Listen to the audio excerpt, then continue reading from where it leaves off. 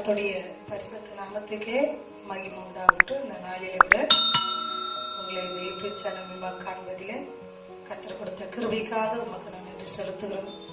இந்த நாளிலே விட தேவன் நம்மளை மட்டமாய் காத்து வந்த தேவனுக்கு நாம் எப்போதும் நன்றி உள்ளவர்களாக இருப்போம். கர்த்தர் நம்மளை ஆசீர்வதிப்பார்.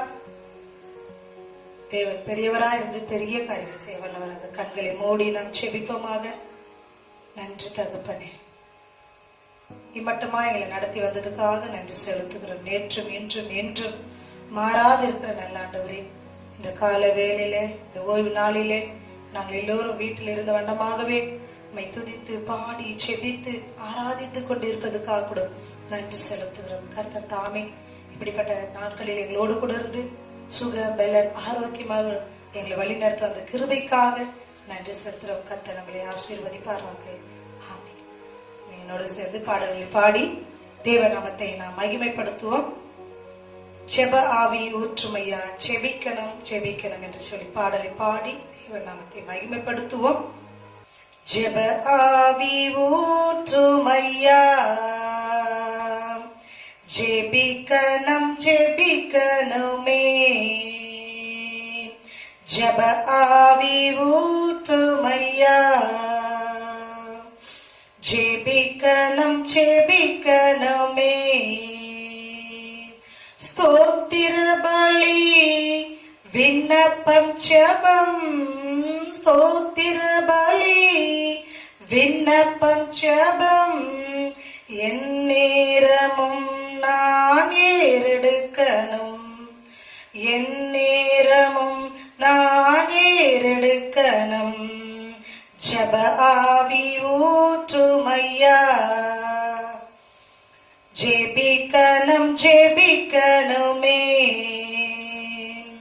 ஜெப ஆவி ஊற்றுமையா, ஜெபிக்கணும் ஜெபிக்கணுமே. உபவாசித்து உடலை ஒருத்து, உபவாசித்து உடலை ஒருத்து ஒவ்வொரு நாளும் ஜெபிக்கணுமே. ஒவ்வொரு நாளும் ஜெபிக்கணுமே. ஜெப ஆவி ஊற்றுமையா,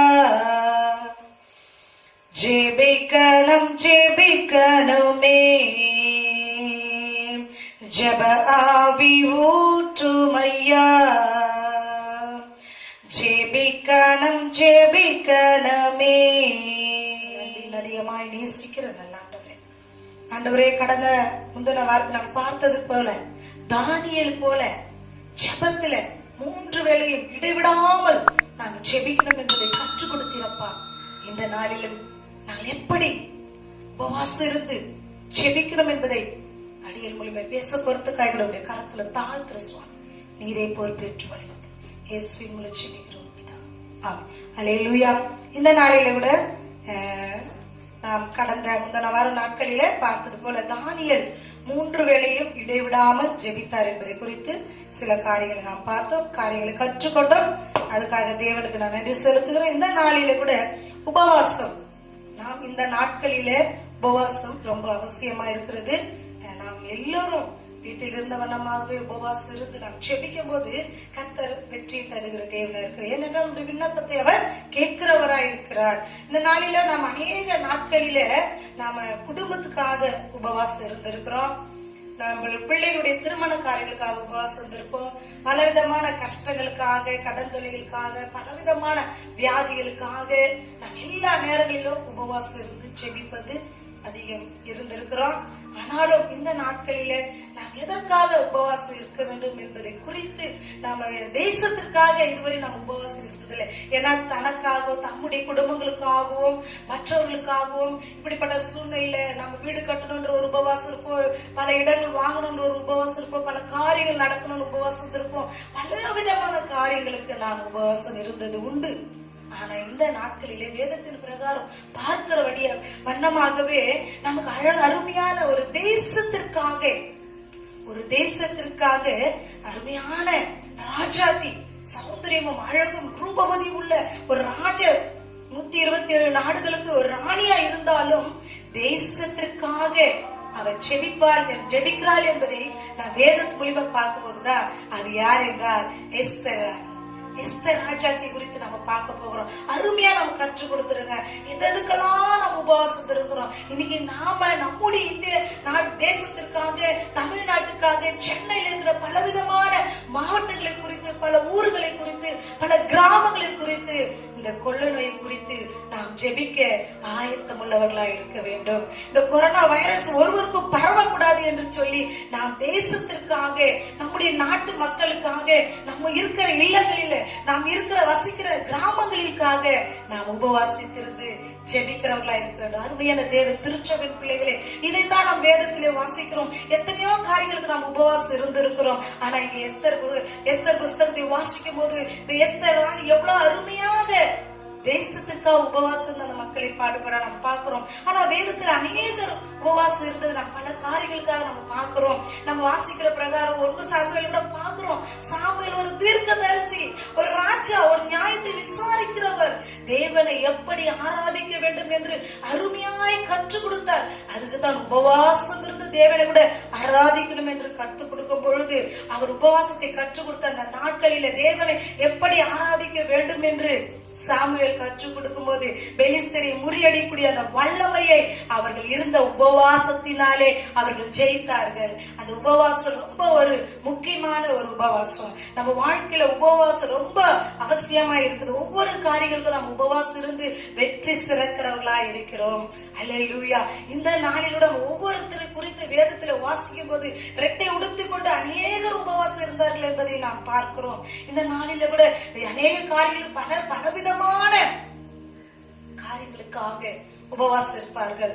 நாமோ இந்த நாட்களிலே இந்த கொரோனா பரவாதபடிக்கு தேசத்திற்காக நாம் ஒவ்வொருத்தரும் நாம் உபவாசம் இருந்து ஜெபிக்கிறவர்களா இருக்க வேண்டும். அதுதான் நாம் வாசிக்கிறோம். எஸ்தர் புஸ்தகத்துல வாசிக்கும் போது 4ஆம் அதிகாரத்தில 16வது வசனம் சொல்லுது இப்படியா, நீ போய் சூசானில் இருக்கிற யூதர் எல்லாம் கூடி வர செய்து 3 நாள் அல்லும் பகலும் புசியாமலும் குடியாமலும் இருந்து எனக்காக உபவாசம் பண்ணுங்கள், நானும் என் தாதிமாறு உபவாசம் பண்ணுவோம்.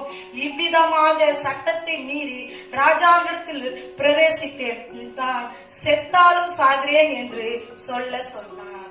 அப்படி என்ன பண்றா எஸ்தர் சொல்றா. மொர்தெகாய் என்ன பண்றாரு? 1 முறை 2 முறை சொல்லி அனுப்புறாரு. யூத குல மக்களுக்கு இப்படியாய் ஒரு கட்டளை பிறந்து இருக்கிறது. இந்த கட்டளை எப்படி வந்ததுன்னா, அன்னைக்கு ராஜாக்கள் ஒரு கட்டளை கொடுத்தா அது அப்படியே நடக்கணும்னு சொல்லிதான் தீர்வு வரும். அப்போ இந்த அகஸ்வேர் ராஜாவுடைய தீர்வை யார் கொடுத்ததுன்னா ஆமான் கொடுத்துட்டா. மக்கள் மீது, சிறியோர் மீது, பெரியோர் மீது அவர்களை கொல்ல வேண்டும், பலவிதமான போராட்டத்தை தள்ள வேண்டும் என்று சொல்லி இந்த ஆமான் பண்ண திட்டம் மொர்தெகாய் தெரிந்தது. மொர்தெகாய் தெரிந்ததுனாலதான் எஸ்தருக்கு இந்த செய்தியை சொல்லி அனுப்புறார். எஸ்தருக்கு சொல்லி அனுப்புறா. அவரோ இருமுறை, ஒரு வாட்டி 2 வாட்டி சொல்லி அனுப்புது. எஸ்தர் அதே மாதிரி சொல்லி அனுப்புறா. நான் அந்த மக்கள் என்ன பண்றேன்? காப்பாற்றுகிறேன். நான் அந்த மக்கள் தேசத்திற்காக நான் செபிக்கிறேன். சூசானில் நடக்கிற அந்த நகரத்தில் நடக்கிற எல்லா காரியத்துக்கும் நான் உபவாசம் இருந்து செபிக்கிறேன். நான் மாத்திரம் அல்ல, என்னோடு கூட இருக்கிற நீங்களும் எல்லாரும் என்ன பண்ணுங்க, உபவாசம் இருங்க சொல்லி 127 நாடுகளுக்கு அவர் ராணியா இருந்தாலும், அவர் நல்லா எல்லாவற்றிலும் வசதி படுத்தவளா இருந்தாலும், தான் மக்களுக்காக, தான் தேசத்துக்காக, அந்த சூசான் நடக்கிற எல்லா காரியங்களுக்காக அவர் செபிக்க ஆரம்பிக்கிறார். எப்படியாப்பட்ட ஜெபம்? உபவாச ஜெபம். உபவாச ஜெபம் எப்படி சொல்ற பாருங்க. நான் என்ன பண்றேன்? உபவாசம் பண்ணுகிறேன். இவ்விதமாய் சட்டத்தின் மீது ராஜாவிடத்துல பிரவேசிப்பேன், நான் செத்தாலும் சாகிறேன் என்று சொல்ல சொன்னார். அவர் எத்தனை நாள் உபவாசம் இருக்கின்றா? 3 வேளை. அவர் சொல்ற பாரு, 3 நாள் என்ன பண்றேன்? உபவாசம் இருக்கிறேன். அல்லும் பகலும் புசியாமலும் குடியாமலும் நான் என்ன பண்ண போறேன்? உபவாசம் இருந்து ராஜா, அது அவர் ராஜா போட்ட கட்டளையே இல்லை. மோதிரத்தில முத்திரை போட்டப்பட்டு ராஜா ஒரு கட்டளை கொடுத்தா அது நடக்கும் என்று சொல்லி அப்படி இருக்குது. அப்போ ராஜா அது என்ன பண்ணல, போடவில்லை. யார் போட்ட திட்டம் இதெல்லாம்? ஆமான் போட்ட திட்டத்தை உடைக்க வேண்டும் என்று மொர்தெகாய் செய்த காரியத்தின் நிமித்தமாய் அதை செய்தியை எஸ்தருக்கு அனுப்பினார். எஸ்தர் அது சும்மா விட்டாளா? தேசத்திற்காக ஜெபித்தார். இந்த யூத மக்களை காப்பாற்ற வேண்டும் என்று சொல்லி ராஜா கிட்ட என்ன பண்ண, முறையிட கிளம்பிட்டார். அவர்கிட்ட போய் சொல்ற, உனக்கு என்ன வேண்டும் அப்படி என்று சொல்லி ராஜா கேட்கும் பொழுது எஸ்தர் ராஜாவுடைய கண்களில் அவளுக்கு என்ன கிடைச்சதுன்னா தயவு கிடைச்சது, கிருபை கிடைச்சது. அந்த தயவு அவளுக்கு கிடைச்சதுனால அந்த மக்களை காப்பாற்ற. ஏனென்றால் அந்த தயவு எப்படி வந்தது? அவள் அல்லும் பகலும் இரவும் பகலும் புசியாமலும் குடியாமலும் தேவனுடைய சமூகத்துல உபவாசம் பண்ணியிருந்தார். இன்றைக்கு நமக்கு நம்முடைய இந்திய தேசத்திற்காக எங்கெங்கயோ நாடுகளில் பரவி கொண்டிருந்த அந்த வியாதி, கொள்ள நோய், கொரோனா என்று சொல்லப்பட்ட இந்த கொள்ளை நோய் மக்களை கொள்ளைக்குள்ளே வாரி போய் கொண்டிருக்கிற இந்த கொள்ளை நோயிலும் நாம் விடுபட வேண்டும் என்றால் இன்றைக்கு அருமையான தேவ பிள்ளைகளே, நாம் உபவாசம் இருந்து ஜெபிக்கிறவர்களை மாற வேண்டும். உபவாசம் நம் வாழ்க்கையில ரொம்ப முக்கியமானது. உபவாசம் இருக்கும்போது கூட ஏசாயா சொல்லப்படுது, அப்ப நீ எப்படி உபவாசம் இருக்கும் என்பதை நம்ம கற்றுக் கொடுத்திருக்கிறார். நீங்க இந்த வேலை செஞ்சுட்டு அந்த வேலை செஞ்சுட்டு அப்படியெல்லாம் உபவாசம் இல்ல. நீங்க உபவாசம் இருக்கும்போது நீ உபவாசம் இருந்தா அந்த உணவு கூட ஒருத்தர் கொடுங்க. நீங்க ஜெபிக்கும் போது அந்த கட்டுகள் அறுக்கப்படணும், வியாதிகள் ஓடணும் என்று சொல்லிதான் உபவாசத்துல கற்றுக் கொடுத்திருக்கிறாங்க. இப்படியா நாம் ஜெபிக்கும் போது எஸ்தர் ராஜாத்தி அப்படியா தேசத்திற்காக ஜெபிக்கிறாங்க. அந்த தேசத்திலே எல்லாருக்கும் ஒரு விடுதலை கிடைக்கிறது. ஆமானுக்கும் லாஸ்ட்ல பாக்குற கடைசி வேத வசனங்களை வாசிக்கும் போது மொர்தெகாய்க்கு செய்யப்பட்ட தூக்கு மரத்துக்கு ராமனுக்கு தூக்குற அளவுக்கு நடக்குது காரியங்களே. தேவன் இப்படியாய் அது காரியங்கள் இருந்தாலும் இப்போது அவள் செய்கிற காரியம் என்ன? தேவனுடைய சமூகத்துல அவன் என்ன பண்றான்? உபவாசம் எடுக்கிறான், உபவாசம் எடுக்கிறாங்க. அப்படியா இந்த நாளில தேவன் நம்ம கற்றுக் கொடுக்கிறார். நம்ம எல்லாரும் இப்ப எல்லாரும் வீட்டுலதான் இருக்கிறோம். உபவாசம் இருங்க, உபவாசம் இருங்க. தேசத்திற்காக நம்ம உபவாசம் இருக்கும் போது இந்த கொள்ளையை நம்ம விட்டு கடந்துப்போம். அவ தேசத்து மக்களுக்காக என்ன பண்றாங்க? ஒவ்வொருத்தரும் நம்ம காப்பாற்ற வேண்டும் என்பதுதான் அவருடைய ஒரே நோக்கமா இருக்கு. அதுக்குதான் முன்பாக ஆண்டவர் அவளை என்ன பண்ணிருக்கிறாரு? அந்த தேசத்துல ஒரு ராணியாக தேர்ந்தெடுத்திருக்கிறார். கர்த்தர் அப்படியே ஆசீர்வதிக்கிறார். அந்த மக்கள் எல்லாவற்றையும் மீட்க உதவி செய்கிறார். அருமையான தேவ திருச்சபை பிள்ளைகளே, நாமும் இந்த நாளிலே உபவாசம் இருந்து செபிக்கும் போது இப்பொழுது இருக்கிற இந்த கொரோனா வைரஸ் ஒருவருக்கு பரவாதபடிக்கு நம்ம எல்லாரும் நம்முடைய இந்திய தேசத்திற்காக செபிக்கிறவர்களாய் மாறும். கர்த்தர் உங்களை ஆசீர்வதிப்பார். இம்மட்டமாய் நம்மளை நடத்தி வந்த தேவன், இவ்வளவாய் பாதுகாத்து வந்த தேவன் நிச்சயமாய் முடிவுண்டு. நம்ம நம்பிக்கை வீண் போகுது என்று சொல்லுகிறார். நாம் கர்த்தர் நம்மளை ஆசீர்வதிப்பார். நம் தேசத்திற்காக உபவாசம் இத்தனை நாட்கள் நாம் எதற்கெல்லாம் உபவாசம் ஜெபித்து இருக்கிறோம். இந்த தேசத்திற்காக நாம் செபிப்போம். கர்த்தர் நம்மளை ஆசீர்வதிப்பார். ஏனோ தானோ என்று உபவாசம் இருக்காதீர்கள், நாம் வைராக்கியத்தோடு செபிப்போம். பாருங்க, அவ்வளவு ஒரு இரவும் பகலும் அல்லும் பகலும் புசியாமலும் குடியாமலும் தேசத்தில் என்ன பண்ண தேச மக்களுக்காக யூதர்களுக்காக அந்த யூத மக்கள் குலத்துக்காக ஜெபிக்கிறவங்களா மாறுறாங்க. எல்லாம் இருக்குது, அவங்களுக்கு எல்லா ஆஸ்திகளும் இருக்குது. இப்படியா அந்த மக்களை காப்பாற்ற வேண்டும் என்று சொல்லி ஜெபிக்கிற நல்ல ஒரு சகோதரியை நம்ம பார்க்கிறோம். இந்த நாளில விட நம்ம அப்படியா இருப்போம். கர்த்தர் நம்மளை ஆசீர்வதிப்பார். உபவாசம் இருங்க, கர்த்தர் உங்களை ஆசீர்வதிப்பார். இந்த கொள்ளை நோய் இந்திய தேசத்தை விட்டு, தமிழ்நாட்டை விட்டு, சென்னையை விட்டு, பல மாவட்டங்களை விட்டு கடந்து போகட்டும். பலவிதமான எல்லா இடங்களையும் நீங்க அதிகமாய் ரொம்ப ஒரு வேதனைக்குரிய காரியங்கள். ஜாக்கிரதையா இருங்க, வசதியா இருக்காதீங்க.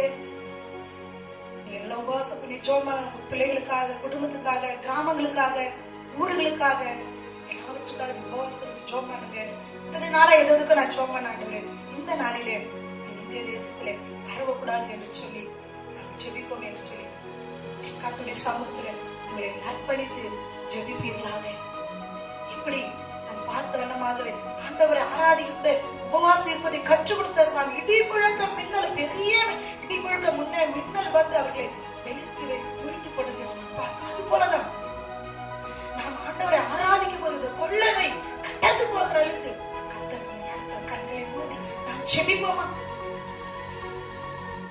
ஹல்லேலூயா, ஸ்தோத்திரம் ஆண்டவரே. நன்றியோடு ஸ்தோத்திரிக்கிறோம், துதிக்கிறோம் அப்பா. இந்த நாளிலே கூட எஸ்தர் புஸ்தகத்தை 4ஆம் அதிகாரத்தில் நாங்கள் வாசிக்கும் பொழுது 16, 17ஆம் அதிகாரத்தில் நாங்கள் வாசிக்கிறோம். ராஜாவை வசனத்துல 16வது வசனம் அப்படியா சொல்லுகிறது. எஸ்தர் ராஜாத்தி 127 நாடுகளுக்கு அவள் ராணியாக, அருமையானவள், அழகானவள், ரூபவதியா, பெண்களிலே ரொம்ப அழகானவளா இருந்தாலும் ராஜா விடாத கட்டளை ஆமான் சொல்லி ஜனங்களை துன்புறுத்த வேண்டும் என்று அவனுடைய நோக்கமா இருந்தது. இதை மருந்ததை கேள்விப்பட்டு இரட்டை உடுத்திக் கொண்டு போவாஸ் இருந்து இதை எஸ்தருக்கு அறிவித்தார். அப்படியே எஸ்தரானே தேவ சமூகத்திலே அல்லும் பகலும் புசியாமலும் குடியாமலும் இப்படியா 3 வேளை செபிப்பார் என்பதை நாம் பார்க்கிறோம். இன்றைக்கு நாமும் செபிக்கிறவர்களாய் இருக்க வேண்டும். ஜெபத்திலே, உபவாச ஜெபத்திலே உறுதி உள்ளவர்களாய் இருந்து நாம் செபிக்கும் பொழுது தேசத்தில் இருக்கிற எல்லா கொள்ள நோய் கடந்து போகும். எல்லா நோய்களும் கடந்து போகும். வந்திருக்கிற எந்த கொரோனா இருந்தாலும் சரி கடந்து போகட்டும். நம்முடைய உபவாச ஜெபம் வீண் போகாது. நிச்சயமாய் பதில் உண்டு. நமக்கு கர்த்தர் நம்மை ஆசீர்வதிப்பாராக. கர்த்தாவே, இப்படியா எங்கள் இந்திய தேசத்தை மூடி மறைத்து பாதுகாத்துக் கொள்ள முடியாது செபிக்கிறோம். ஆசீர்வதியும், தேவைகளை சந்தியும் அப்பா. உம்மால் கூடும், எல்லா கூடும் ஆண்டவரே. எத்தனை தடைகள் அப்பா, வேலை வாய்ப்பு போக முடியாத தடைகள், ஊழியம் செய்ய முடியாத தடைகள், பல இடங்கள் நல்லதுக்கு கெட்டதுக்கு போக முடியாத தடைகள், பிள்ளைகள் படிக்க போக முடியாத தடைகள், பலவிதமான தடைகளோடு இருக்கிற இந்த கொள்ளனை கடந்து போவதாக எங்களுடைய உபவாசம் வீண் போக கூடாது. எல்லாரும் ஒரு உறுதியோடு உபவாசிக்கணும் ராஜா.